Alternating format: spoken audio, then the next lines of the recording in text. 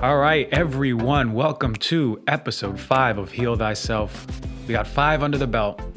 I really hope you're enjoying this. I'm getting a lot of good feedback, so we got to be doing something right here. Empowering you all, giving you informed consent, making decisions based on this knowledge that you're getting. Today's show is packed, so we don't have time to be chit-chatting, walking around the pool, waiting to jump in. We are diving right in because we have so much to talk about. Very passionate rants today. Just get comfortable, grab your coffee, your tea, and get ready to listen and watch. Today's knowledge bomb is on, this topic is personal to me because I was going to dental school for a little bit, and this is a big part of the dental industry. But it's bigger than that. It's bigger than that because it affects all of us. And you know that this show is about informed consent. And informed consent means we have all of the information in front of us and we're able to make a decision based on that information. There is something going on without our informed consent. We are actively being medicated with fluoride. Fluoride is something that has began 55 years ago, and it's put into our water without us knowing the real effects of it. This is something called lack of informed consent. We are being medicated by fluoride without us really knowing the full effects. So let's empower each other. Let's talk about it. Let's figure out what can we do to avoid it. So in 2014, as of 2014, about 63% of the United States is fluoridated. All right. That means that we're the only one of 8 countries that can supply over 50% fluoridation. One of 8. So all the other countries know something that we don't, but still, you know how we are as Americans, we know a little bit more than everyone else. We have this dogmatic view of so much crap. Anyway, there's been dozens of peer-reviewed studies that show that swallowing fluoride has no benefit. 98% of Europe, China, Japan, and India all ban fluoride. Why? Because of health, ethical, and ecological concerns. But again, we in America, we know a little something that everyone doesn't know. So let's fluoridate our water because it's the best thing ever. It's going to change lives. It's going to change dental health. It's going to change health in general. Let's stop there. When you think of fluoride on the periodic table, remember when you were in chemistry class and they had that periodic table? Or maybe if you watch Big Bang Theory, I know it's on there somewhere too. But it's that whole aspect of science, right? And on that periodic table, one of the elements is fluoride. It's a halogen group. And fluoride is something that is naturally occurring. In the soil, it's found as calcium fluoride. But you would think fluoride's natural. It's in the water. It can't hurt. The problem is it's not natural fluoride that's in the water. That's not the abundant form of fluoride.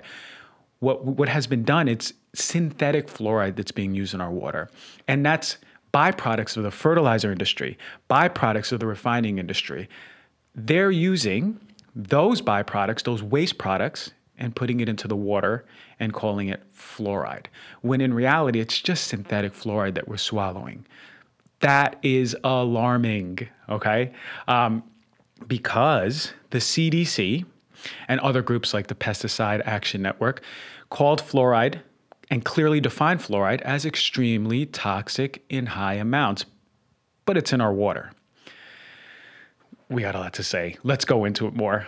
The Lancet, prestigious journal. In the medical industry, when there's something in the Lancet, you listen. So the Lancet journal classified fluoride as a neurotoxin. It's linked to developmental disabilities. It's connected to lower IQ. And there's over 30 studies that show that it is connected to lower IQ. That's concerning. Check this out. Fluoridated children have 5 times higher odds of developing lower IQs than non-fluoridated children.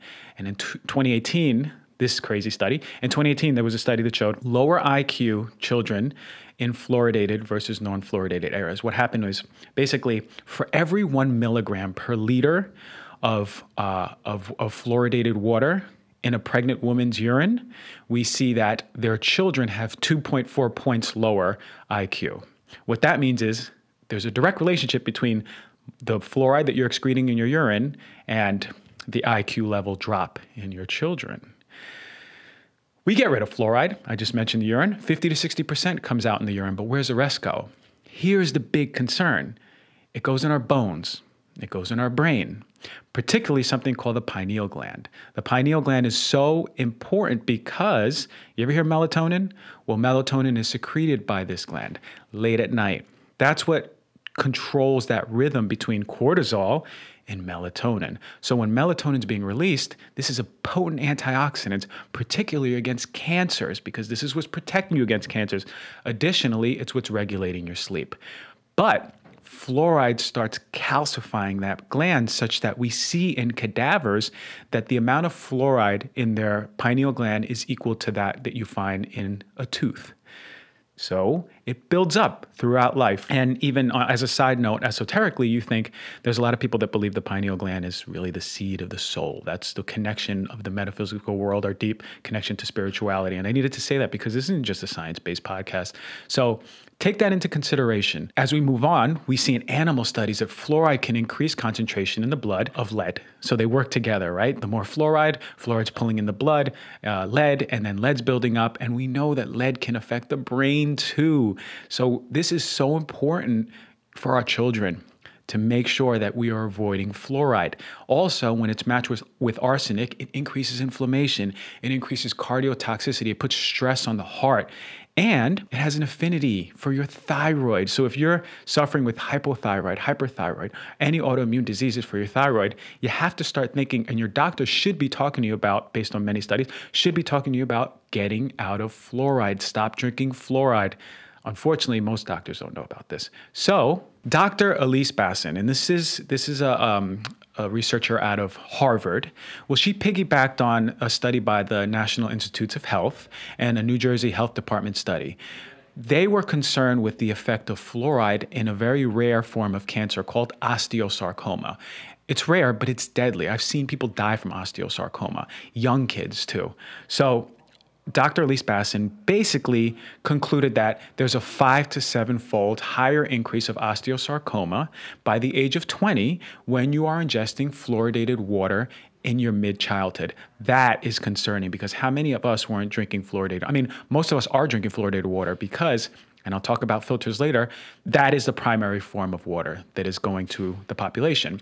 But to think that when we drink them, when we're on our mid-childhood, that we're predisposing ourselves in our 20s to this rare form of cancer, which most of the people that I've seen with osteosarcoma are 20 and under, that is concerning. So, of course, there was a study to follow up and disprove this. You know, there was a big fire against this, and it said, basically, this is not true. There's no osteosarcoma, and that study had really poor design. But even further, if you dig deep, you start removing the soil, you start removing the facade, you'll see that the researcher is a longtime Colgate editor-in-chief and a paid consultant for Colgate, a company that is actively putting fluoride in their toothpaste. Do you see the connections here? Do you see why we need a little bit more follow-through in these studies that are coming out? This is stuff that we need to know. All right, so bottom line, should we use fluoride? It's a resounding hell no. Get out of it, get rid of it, and I'm going to tell you how. 100 studies, there's over 100 studies that show that there's an adverse effect, even at doses that are deemed safe in our water. There's no solid data that fluoride improves dental health. That is so important for us to know because your dentist, I don't even think knows that.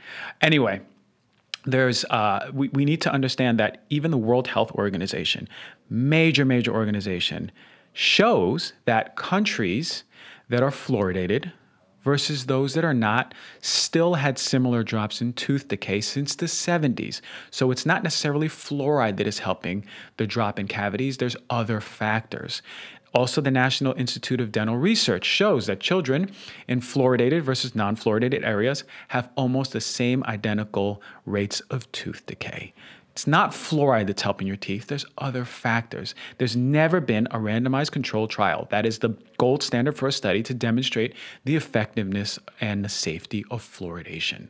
Okay, so if your dentist ever goes, no, there's so much data on fluoride, be like, hey man, hey lady, I think you're wrong.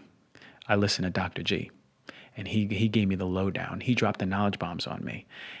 I don't want fluoride in my teeth. Say it loud and say it proud, okay? And I'll leave you with this.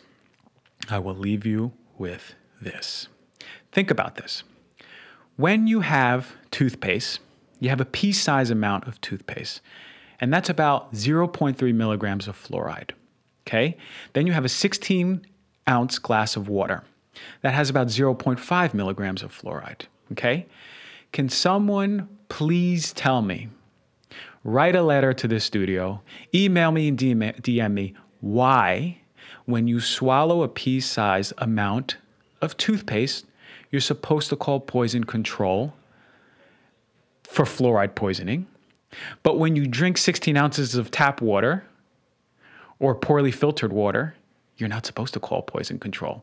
Do you see the difference in here? The hypocrisy, right? Because we know if we swallow a tub of, or even a pea-sized amount of toothpaste, we have to call poison control. But why isn't anyone stressing the amount of fluoride in the water? And if you have a Brita or a Pure, or even the fridge filter, know that that's not getting rid of fluoride.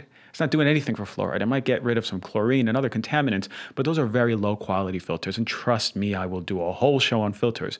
But know that the best choices are reverse osmosis, which could be quite expensive, or a Berkey.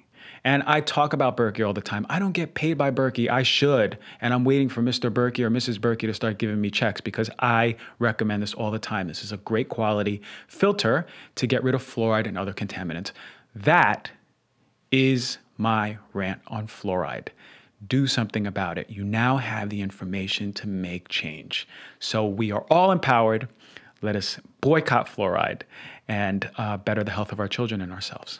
All right, so today's product review, naturally after that rant, I don't even think I took a breath during that rant, but today's product review is going to be on toothpaste, of course. I mean, we're all using it. Who doesn't brush their teeth? When I was little, I used to use, oh God, every color toothpaste, every flavor toothpaste. And then even into my teens, into college, really as of like 6-7 years ago, I was using all this crappy toothpaste. It's not something that we need to blow over. It's something that we need to know about. So let's go into toothpaste. We can't underestimate the power of changing our toothpaste for our health. Like always, worst to best. Now, before I list them, I want everyone to know any products I bring here are the ones that are most accessible. So the one you can get at Whole Foods or supermarket. There's so many good products on the internet. They're just not as accessible. You can always buy them on the internet, but I just want to put products on here that people can really get their hands on. So I'll always try to mention some ones that are not readily accessible, but can be found on the internet that I like too. So that doesn't go to say this is the top of the top of the top, but it's the best ones that you can really go when you're food shopping and buy.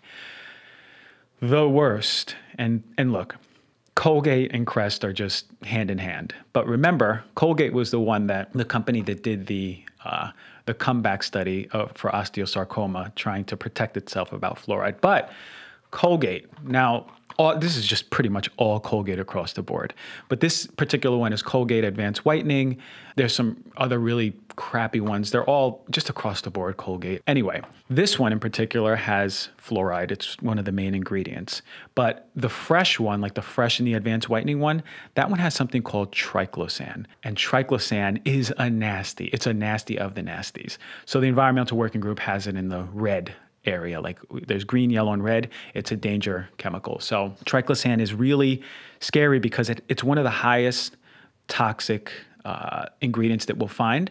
It's connected to organ toxicity, and it also can be contaminated with another really crappy toxin called dioxin, and that's known to be one of the most across the board potent and really powerful toxins that we need to stay away from. But it's also connected to allergies and immune issues.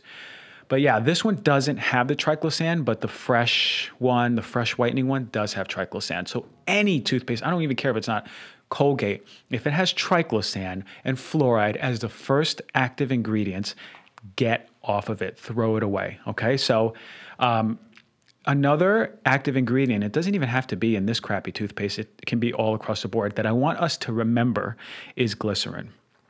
Glycerin is even active in the greenwashing toothpastes or the ones that are the natural toothpaste. And here's the issue with glycerin. It's used as a moisturizer and a flavor extender for everything in the toothpaste.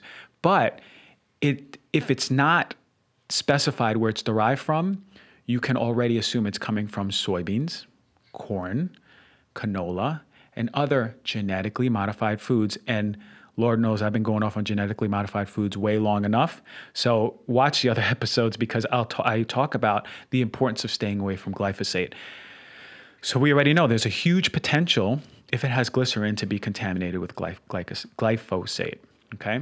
This Colgate also has hydrated silica. You'll see that it's across the board on a lot of them. It's just a thickening agent, not much of a worry, but this also has something called propylene glycol, and that's something that we see used for antifreeze, paints, enamels, airplane de-icers, and it's going in our toothpaste. So it's a known skin, eye, and lung irritant.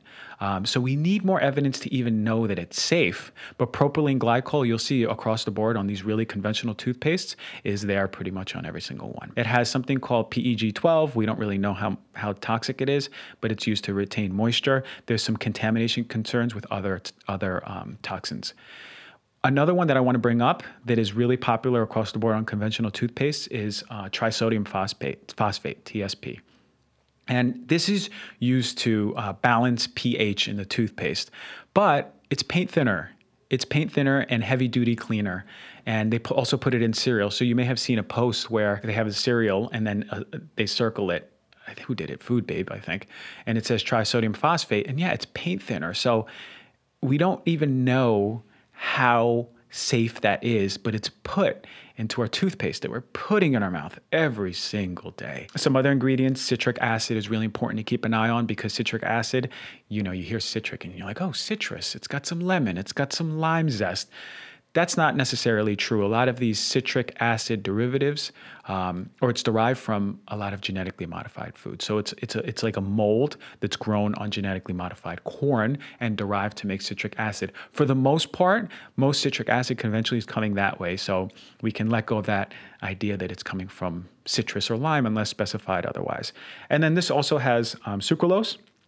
And sucralose is just basically Splenda. And there's a major concern for liver and gut microbiome toxicity when it comes to Splenda. I mean, no one should be using Splenda in general. I mean, that's so 2002. So don't use Splenda. Anyway, Colgate is like, I can't even explain how bad it is of a toothpaste. So please let's stop using Colgate. If you have Colgate, take it. Use it to clean your shoes. Do something, your shoes even deserve better. Don't use it to clean your shoes, but do something with it. Just throw it away. Anyway, let's go to our next one. The one that's so-so, but I want to just bring it out there. A little bit of greenwashing maybe, but let's just talk about the next one. The second one is one that's sort of up in the air. If you have it, I would suggest to get a better quality one, but if it's the only one you have, it's not going to hurt you for using it one time. It's Tom's of Maine. This one is the fluoride-free one. Of course, I went for the fluoride-free one. This whole podcast is on fluoride. This whole episode. So, Tom's of Maine. Here's why. Here's why I put it out there as the so-so. First of all, it's owned by Colgate. Did we know that? It's owned by the company that I just, threw a bunch of dirt on. It's owned by Colgate. They bought them out a few years ago. But Tom's of Maine is really seemingly clean, natural. It's sold at Whole Foods and other natural health food stores. They're very transparent when it comes to like if you go on the website, you can see a list of all the ingredients that they use and what it's for and where they're getting it from. So they're pretty transparent, which I like that in a company. I'm all about transparency. It uses different ingredients, and if you look it up, you'll see that they use no fluoride, of course, great. Calcium carbonate, which is just a mild abrasive for cleaning. But again, we're faced with the same thing with glycerin. They admit that glycerin that they're getting where they're deriving it from is from soybean and corn and canola. Again, genetically modified foods where there's a high risk of contamination with glyphosate. because Tom's doesn't say anything that they're deriving it from organic soybeans, organic corn, organic canola. So we can almost guarantee that the glycerin in here is of concern. Again, it's used as a moisturizer, flavor extender, but still, we want to make sure that our companies are using good quality glycerin. I will say something about xylitol. Xylitol is an awesome ingredient for teeth health. This does have xylitol, and there's about 1,000 studies that show how cool xylitol is. It's natural. It's a natural sugar. It has a very low glycemic index, so we don't have to worry about raising blood sugar for diabetics out there.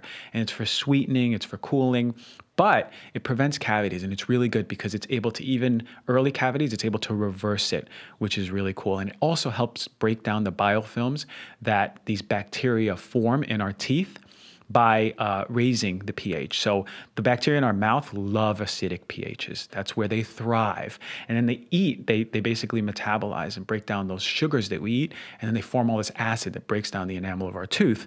But what xylitol does is it basically helps protect change the acidity such that those buggers aren't really growing and proliferating. So I really love xylitol. I would say if you have issues with SIBO and you're eating or swallowing xylitol, it could exaggerate or exacerbate the symptoms that you have. So again, yeah, that's just a side on xylitol in general. A lot of toothpaste are going to have it. I do like it as an ingredient. Another one is hydrated silica. That's a thickening agent. Sodium lauryl sulfate is something we just need to pay a little attention to. It's what they call a surfactant. It makes toothpaste foam, right? When we're brushing our teeth, we want to feel that it's foaming, and we're like, yeah, it's doing its job, it's cleaning. But SLS, we'll call it. The problem is it's derived from petroleum. This one by Tom's is not derived from petroleum. It's derived from coconut. But if it doesn't specify where it's derived from, you can assume that it's derived from petroleum. And the problem with petroleum-based products is that they're easily contaminated with other nasties within the petroleum. For example, benzene. Benzene we know causes cancer. So anytime you see something like sodium lauryl sulfate in shampoos, even for example, we have to pay attention to where it's coming from. So that's one ingredient that we really need to ask and follow through for. The problem is, at least for me, Tom's derives their SLS from coconut and palm oil. And palm oil is a major issue when it comes to things bigger than us, right? Palm oil industry is a huge contributor to deforestation, climate change, and animal cruelty.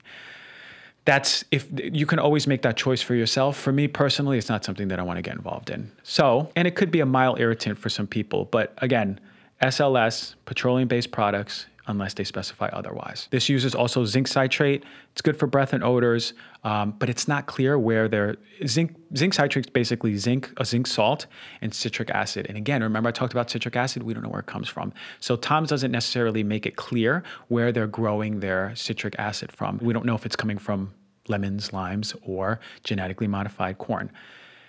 One ingredient that is very popular and we need to talk about is carrageenan.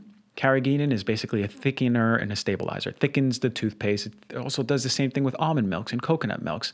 But it's becoming a point of contention for many people, and that's why they're taking it out. They're actually doing carrageenan-free almond milks or carrageenan-free coconut milks because people are becoming more aware of the potential of what it can do for us. So it's occurring, it comes from red seaweed, but the concern is that it can cause ulcerations, colitis, and might be carcinogenic, the breakdown products of carrageenan, when it's degraded or broken down. So it's sort of up in the air. If it's not in there, I'm happier, okay? And lastly, it uses baking soda for odor inhibition. So look, I said a lot about Tom's of Maine. The bottom line is this. If it's at your house and it's the only one, you know, your wife bought it, your husband bought it, boyfriend, girlfriend, dad, mom, whatever it is, then it's fine to use. It's just not something that needs to be or should be your toothpaste. Your toothpaste should be better quality than one you're using every single day. So yeah, let us just be aware that, again, Tom's uses transparency, but even at that, with their transparency, it's still not encouraging enough because there's some holes within what we see. So yeah, that's the bottom line with Tom's. Let's go to my favorite one. My favorite, most accessible one. All right, my favorite one, most accessible. I know you've seen it before. They make soap, they make other cleaning products, is Dr. Bronner's. This is Dr. Bronner's all-in-one toothpaste. The one I reached for was peppermint. My favorite color is blue. Okay. I like this company because they're not only dedicated to their products, but they're dedicated to the environment as a whole. They understand that the health of us is reflectant on the health of the environment. So Dr. Bronner's, I'm a big fan of.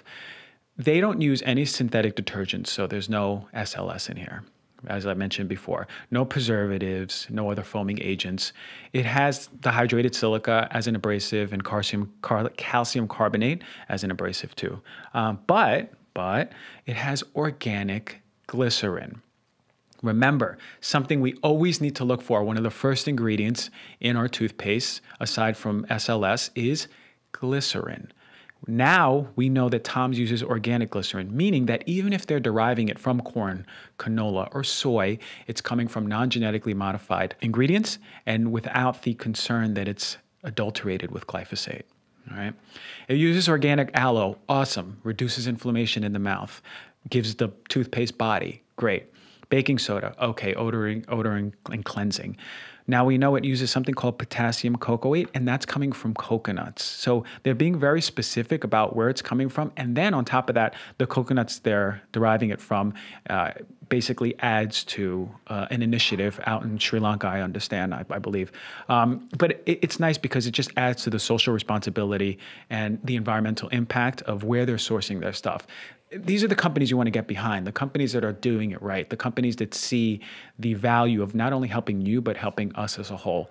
That's really encouraging for me. They also use organic essential oils, right? So this gives the flavor. And anyone, I know there's a lot of listeners and viewers who are into organic or essential oils in general, and we all know the importance of getting our essential oils really clean and purified because they can also be very much so adulterated. So organic peppermint oil, beautiful. Don't have to worry about other crap in here. Organic stevia. If you have an issue, stevia can also sometimes cause sensitivity to people's stomachs, but it uses organic stevia, so we know that the plant isn't being sprayed. And then it has these certificates in the back. It's certified by something called OTCO, and that's Oregon Tilth Certified Organic. That's just ensuring that it is organic farming and it's derived from organic foods and organic ingredients. Really important for all the listeners and viewers is to pay attention to companies that have and products that have something called NSF. NSF certification in supplements is a third-party certification that basically shows that there's quality control. It's third-party tested, it's inspected, and it's tested, and it's retested to make sure for us as consumers that it's devoid of all of the crap that we want to make sure that's not in there, that we want to avoid, okay? It has a non-GMO verified label. Again, we know that I'm not crazy about that, but there's no GMOs. Okay, great. It's vegan, it's not animal tested. Something I can get behind as a vegan too. That's beautiful. So Dr. Bronner's, basically, there's two important things amongst their impact, social responsibility, and ensuring us that it's clean. We want to make sure we go home with two things. SLS, the sodium lauryl sulfate, we want to make sure that it's organic or it's not in there, or they're deriving it from organic ingredients, and then the glycerin. We want to make sure it's organic and they're not deriving it from corn, canola, soy, whatever it is. Those are two things that basically run across the board for all of our toothpastes. So next time you go to the supermarket or the local shop, take your toothpaste and look for those two ingredients. But then just make sure that you're looking for other ones and know that companies are doing well out there. Other ones that I like, I've used the My Magic Mud one, the activated chocolate one. That's a clean one. That's a nice one. Currently, I have the BR organic toothpaste. That uses a whole list of different essential oils. That really gives it its flavor, although it's not super sudsy. So again, you just play around with different ones. I don't like the Himalaya toothpaste or the Desert Essence ones because they admittedly use vegetable oils for their glycerin, and they don't talk about the vegetable oils being clean or purified. So again, I hope that helped. let us have nice shiny teeth, but also let us have clean, healthy bodies. Now that we're informed, now that we know what to do, let's go food shopping and look for better toothpaste for each other. All right. That was the product review segment. I think I need to breathe more. I think I just get into this mode and I don't breathe and then I get dizzy. So I promise to breathe more. And we are going to the chunk of this podcast. And let's just move right through. We're just flowing. All right. So the final part of this show is the way I structure these shows. I usually have an idea about what I want to talk about, do some bullet points, but I'm going to be honest. I didn't even prepare for this part because the goal was for me to talk from a place deeper than logic, a place deeper than science, something that you all can hopefully connect with. So when I get into my flow and I share these perspectives, it's usually for me to talk to you through me as you, if that makes sense. But really, I want you all to try to resonate with some words that I may be saying, some points that I may be saying, because at the end of the day, it's to better who you are. It's to better your life. It's to better your relationship with yourself, relationship with others. And really, that's what everything boils down to. Health is not just toothpaste. Health is not just glyphosate. Health is not just eating well. Health is so much more than that. We are energetic beings, right? We're not physical beings. We're energetic beings, and we're having this physical experience. What that means is that we can't just address health with things that work on the physical plane, like foods, supplements, medications. But we have to really address things that are deeper within us. Again, what our relationship is to each other and nature, right? When we are aligned with nature, our body is happy. What does that mean? Well, when we're aligned with nature physically, we're eating foods closest to nature. We're thinking back how we're connecting with nature and following it. But then emotionally, mentally, spiritually, a rule of thumb that you all should be taking home is at the end of the day going, did I align with nature in the foods that I ate, the words that I said, my relationship with myself? And I'm going to give you some tips on how to better this relationship because it's so important. But before I do that, I'm going to say a quick story. I had this patient who came to me and she's like, Dr. Gonzalez, I am constipated. I poop once every 3 days. I'm eating well, at least I think, but I can't poop. And we know it's important to poop. I can do a whole show on pooping too. And it basically went like this. What are you eating? All right, let's identify the foods you're eating, take them out. Let's really start to talk about exercise and movement and water intake. And you know what? We can do all these tests. We can do a stool test. We can map your digestive system. But I caught myself going, wait a minute. I'm straying away from a real understanding about deeper stuff, why she may be constipated. So before I was even able to present that to her, she goes, Dr. Gonzalez, I'm going to the bathroom every day now. I go, well, what the heck changed? And she goes, well, I broke up with my boyfriend. I go, oh, okay. And I think I said the story before, but the importance of it is this. It's not just food. It's not just movement. It's not just water. It's something deeper. And within her, she was not aligned with her true state. And that boyfriend of hers was changing her energetic state. By changing her energetic state, her body was expressing that. There's a quote that said, the organs weep the tears that the eyes refuse to weep. I might have butchered that one, but that's pretty much what it says. But what that means is this. If we're suppressing these emotions, if we're suppressing these parts of us that need to be addressed, guess what? Other parts of our body suffer. And for this young girl, it was just being held in her digestive system. It was manifesting as constipation. But what's to say that wouldn't manifest as autoimmune disease, liver disease, kidney disease? What's to say that wouldn't manifest as thyroid issues? You see, we all have these points of weakness and predisposition, and these issues manifest as such. So I want everyone to know that we can empower ourselves by just taking time to ourselves. I was on 2 podcasts this week, and not coincidentally, I was pretty much asked what we can do for ourselves. The number one thing, Dr. Gonzalez, we can do for our health. And I'll say it. I'll say it always. I'll say it the same thing all the time. And it's the importance of having time to ourselves. If you are single, no one around you, great. You have the luxury of having more time than a single mother. But even as a single mother, find time. Get in the shower and let that be your alone time. Find time in the car. But these points of time for us, let us get back to who we are. And what I mean by that is this. Remember I said before, we're energetic beings. We're having a physical experience. It's not the other way around. We're not just physical pieces of meat and machine walking around without any energetic experience. We're not having a spiritual experience. We're spiritual beings having a physical experience. So with that said, how do we get back to that true nature, our true selves, our true nature? Take that me time. That's the key. Here's why. Because when you have that me time, you get to reflect not only on your day that day or your day tomorrow and your day before that, but you get to reflect on your life and parts of you that have designed and manifested the way you're experiencing your life. And at any given time, you can shift and change this reality. Any given time. All it takes is you going back and letting go. It doesn't matter what your stories are or were, right? It doesn't matter if you grew up poor. It doesn't matter if you had tremendous amounts of trauma from an ex-boyfriend, a dad, a girlfriend, whatever it is, because you can always revisit and forgive those traumas. You can always forgive yourself. You can always forgive your the people who instilled the trauma in you. You can always go back because, not to get crazy hippie man, but that's what I am. I'm a hippie.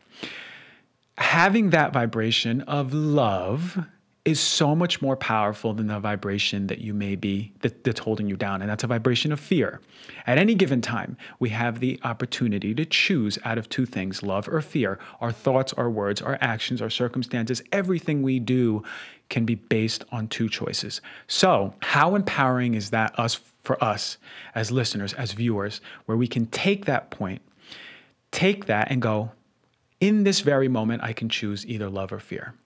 And by choosing that vibration of love, opening my heart, giving love to people who really don't deserve that much love, but giving love to those people and really shifting your reality. Because by doing that, it changes your experience with people, places, things, and situations. So going back to me time, here's a little thing that I do. Here's what I do.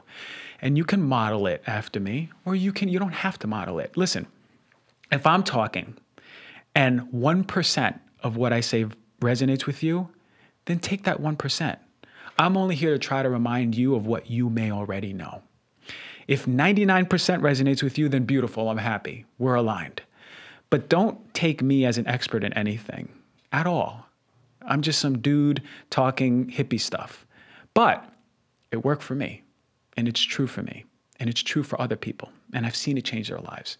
So why not, if it resonates with you, start incorporating it? Me time, waking up, take a journal, write out anything, whatever it is, the first thing in the morning, because by having your mind clear, release of conscious biases, right? Your subconscious is coming out. You write whatever it is. Oh, I'm so mad at my coworker. I'm literally waking up mad at your coworker. If that's the case, then write it out. Or, I'm so happy to be alive. I feel good. Let those words come out and reflect on them. At the end of the week, read back your journals and reflect, because then you get to start seeing a pattern. Get up, move around, and what I do is I get in the shower, and that's where my magic happens. That's where I speak the importance of what I want to create. Now, I want us all to remember we are creators. That is what we've been gifted in this human experience. Remember? Energetic beings having a human experience, we have this ability to create. We have this ability to manifest, right? You want a new ottoman in your living room, but can't afford it, then create it. Create the people, places, and circumstances to facilitate that reality, because you can do that. So I'm in the shower, and I'm thinking about what I want to create. And I promise you, everything that I think about, I create. And you all can do that. So think about what you want to create and say it out loud. Right? Say it out loud. Use I am statements, because I wish I had, or I am going to, only puts it from a place of not existing already. And everything Everything in this world, every possibility, every situation, every circumstance exists already energetically. It's just up to you to create that into material. So act as if it's there already. I want a Ferrari. Well, I don't know how the hell I'm going to afford a Ferrari. I want a Ferrari. I am creating a Ferrari. I am driving a Ferrari. And then with those I am statements, start visualizing. I don't really care about Ferraris, but I'm just saying, start visualizing. How does it smell? How the hell does a Ferrari smell? I don't know, but why not go inside and smell it? Why not go into a car dealership and smell it? How does it taste? Lick a Ferrari. Lick the steering wheel. Do something to think about how it tastes. That may seem crazy. Don't really like it. This is just theoretical, but smell. You'll know how it smells when you get into it. So what I'm saying is use your senses to create a movie of a reality that you want to create. Right? Hear, listen to it. How does that Ferrari sound? Vroom, vroom, vroom. Oh, yeah. That's how it sounds because I heard it. Yeah. Every day, let that be your story.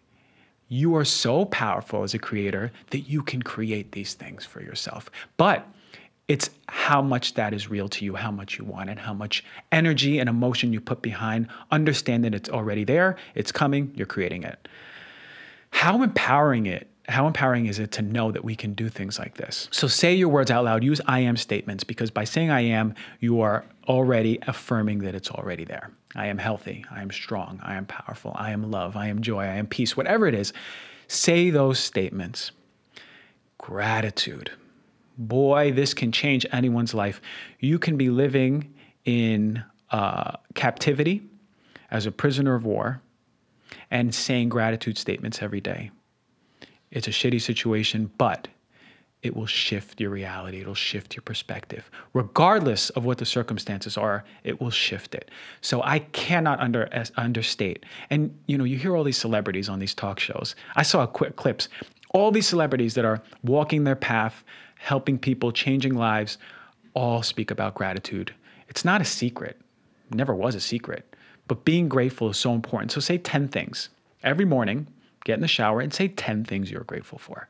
10. It doesn't matter. How many of us are even grateful that we got up out of bed? How many of us are grateful that we even have a shower to take? How many of us are grateful that we can even put on coffee or tea on a pot? So say the simplest things, say the most complex of things. I don't care, but say the things that you're grateful for. Say 10 different things every single day that you're grateful for, and let that be your truth. Do it every single day. Do the affirmations. Do the gratitude. Do the visualizations. I want to talk about the importance of meditation. You may not know how to meditate. You may never have meditated. There's different forms of meditation. You can do guided meditation, right? Take 10 minutes, 15 minutes of your day. For me personally, when I discovered meditation in 2007, it completely changed my life. Never was the same. I felt so empowered. I felt that life isn't dictating the way that I'm living. I'm dictating the way that I'm living my life. And that's been my reality since 2007, because that's when the shift in awareness, the self-awareness, the understanding that we are creators and we can create so much, so we're so powerful, that's when it shifted via meditation. So you can do guided meditation. There's Headspace app, Calm app, and sit down, take 15 minutes a day. You deserve those 15 minutes. Take 15 minutes of your day to be in a place where you can do that. If you don't like guided meditation, I don't like it. Sit in silence. You're going to hear 10,000 thoughts come in the first time you do it. That's okay. Because by those 15 minutes, those 10,000 thoughts may become 999,000. Doesn't matter. 10, 20,000, a million. You may get more, you may get less. It may be 8,000. It doesn't matter. What I'm trying to say is it's called a meditation practice because each time you do it, you learn how to control your thoughts. And here's the key. You're not your thoughts. You never were your thoughts. We're not that voice in our head. We are the observer of that voice. Do you know the fact that you can think a thought is incredible? So the fact that you can think a thought means there's an observer observing the thought. You are not your thoughts. You never were your thoughts. You're not your thoughts about yourself. You're not your thoughts about your car, the people in your life. You're the observer of your thoughts. What that means is that when you're meditating, those thoughts that you think are you are going like this. Oh, this one's disappearing. This one's disintegrating. And all of a sudden, you're left thoughtless. And boy, that is the bliss point. The bliss point. Because with that point of bliss, you finally get in line and in touch with who you really are, the observer. And by understanding that that's who you are, not Christian, not naturopathic doctor, not Heal Thyself podcast, but so much more than that. When you understand who you are, that will change your life forever, because nothing can shift that alignment. Nothing. No people can shift it. No places, no situations, no circumstances. Nothing can shift that peace that you find. So I cannot emphasize the importance of getting in touch with that, because it'll change your life. If you suffer with depression, change your life. Anxiety, change your life. Rheumatoid arthritis, change your life. Thyroid issues, change your life. I don't care. Whatever it is, start putting these practices into your life, because you deserve that. You deserve it. At no point in your life are you to not deserve that true happiness that comes with it. This is what this podcast is about. Like I said, it's not just talking about medical stuff. I can go on my rants because this is my truth. Again, if it resonates with you, then listen. If it doesn't resonate with you, then throw me away. It's okay. I'm here to help awaken others, whether medically, emotionally, mentally, spiritually, and that's what I hope that we're doing. This isn't the first time you're going to hear all this esoteric spiritual stuff, but I hope that it resonates, and I hope that you can incorporate at least 1 or 10 things into your life to make yourself a better person, having better relationships with yourself and others. Okay, that was that. Let us take these things into our lives and better ourselves. That's the show. That's the show. That's today's show. Next week, it's going to be a good one. It's going to be a really good one.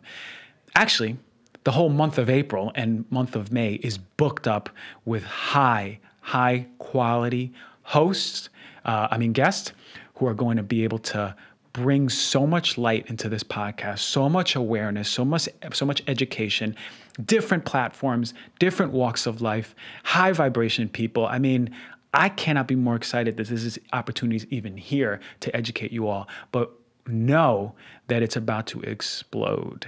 All right, look, much love to all. High vibrations. Go hug your dog. Go hug your boyfriend. Go hug your girlfriend. Go hug your mom. Go hug your dad. Hug your goddamn self. Much love. High vibrations. Peace.